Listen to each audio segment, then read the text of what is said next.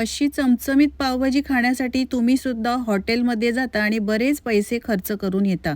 तर एकदा या पद्धतीने घरीच करून बघा ना. इन्स्टंट पावभाजी बनवण्यासाठी मी इथे इन्स्टंट पॉटचा इलेक्ट्रिक प्रेशर कुकर Amazonवरनं घेतलेला आहे. चौथे मोड सिलेक्ट करायचा. कुकरमध्ये तेल, बटर, जिरं, कांदा घालून मस्त मिक्स करून घ्यायचं. बारीक चिरलेला टोमॅटो घालायचा, मऊ होईपर्यंत मिक्स करून घ्यायचं.